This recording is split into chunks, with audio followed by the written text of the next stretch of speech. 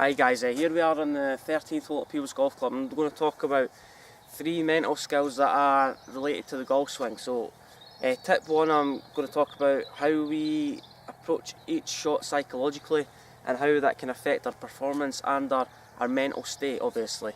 So first thing I'm going to talk about is trying to separate our self-performance from our self-image.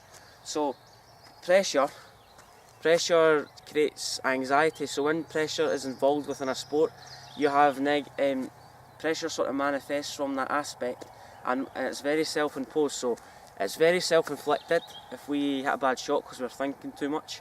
So I'm going to give you 3 sort of strategies to work on for you and to enhance your performance and try and get better as your game as your season progresses. Anyway, so number 1 I'm going to talk about is separating your self-image from your self-performance.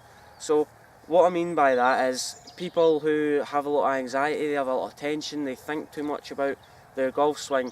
When that happens, when pressure breeds a lot of negative thinking, so that's when our performance is degraded and our swing isn't as natural as it should be, and we don't play to the best of our ability.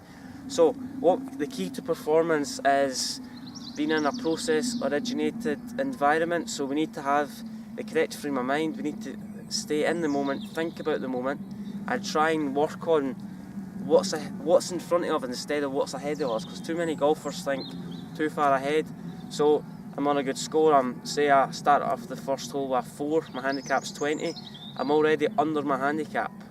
So people need to sort of focus on what's in the present instead of what's in the future. So we need to try and focus on that. Say the golf swing's a shoebox. Anything that happens within that shoebox, so the swing's about approximately 2 seconds. So anything that happens within that shoebox, then you've got to forget about it straight away. So any negative thoughts you've got to put to the side. So what we need to try and get into a habit of doing is thinking, instead of thinking about our score just in general, we need to think more about the bigger picture. So I didn't hit a great shot, I can improve on the next time.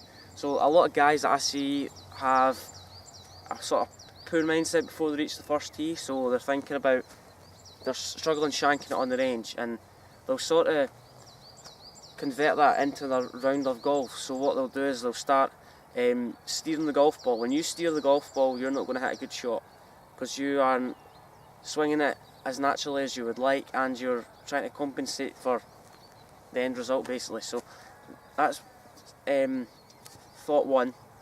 The second one we need to think about is, we've all heard that positive self-talk or scathing negative self-talk. So what I'm trying to incorporate is we need to supplement the negative thoughts with positive thoughts.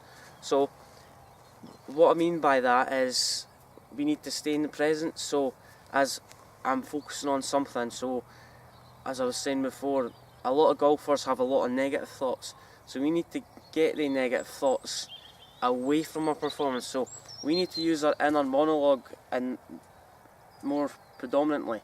So we need to think about what's in front of us instead of what's ahead of us. So just let it happen, don't worry about all the negative thoughts. If you think more negatively, then there'll be a negative end result. So we need to supplement the negative thoughts with positive thoughts. The second one, or the third one I'm going to talk about, is be happy regardless of the outcome. A good example I use is a lot of older guys I give lessons to, how they don't care if they shoot 140 or 80. An 80 is a very good score for anybody off a high handicap, but what I'm trying to get across is these guys are always happy. I mean, these guys play for the social side of it. Maybe people should treat the game the same way, and instead of thinking so much about performance, try and treat it as just a friendly atmosphere. Have sort of a relaxation about you, be patient, have sort of an unwavering belief that you can actually play good golf. Because if we relax on the golf course, our negative thoughts will go out the window. Because if you hit a bad shot and you're thinking too much about it, you grip the club too tightly, which creates more anxiety, the blood doesn't flow correctly through your body, and you're going to struggle. So it's important to just try and stay relaxed and let it happen. And anyway, be happy regardless of the shot. We've all we all sort of degrade ourselves in our performance. So as we come back and then hit the ball, then we all sort of struggle with that aspect of hit a bad shot, because we're thinking more about doing that again than we are trying to hit a good shot. A good thing to think about is when somebody asks how you're getting on, what did you score today? You say, oh, I shot 85 playing off 20, but had an 8 at the last. But you had one bad hole. Think about the 17 good holes that you had. You can always work on a bad shot that's occurred throughout your round, but you need to sort of savour the good rounds, so you need to remember how you done it. And so if you're struggling on the golf course, when you have that sort of good performance in you, and you are struggling, you can always relate back to the good shots. So we need to think more about the good shots instead of the bad shots. So Jordan Spieth last year at the Masters took, what was it, a 7 on the 12th hole when Danny Willett won. He probably forgot about that the next day. Well, I'm not saying that. I don't know Jordan Spieth's mind, but anyway, he's probably already over that. So we've worked on 3 things. We've worked on sort of self-performance and self-image, negative self-talk your way to success, negative thoughts and scathing self-criticism, whatever you want to call it. And the third one is be happy regardless of the situation. So there's 3 things to work on. So if you've got any thoughts on the video, let me know, and subscribe to my channel at Allan Golf, or follow me on Twitter and Facebook at Allan Golf. Thank you.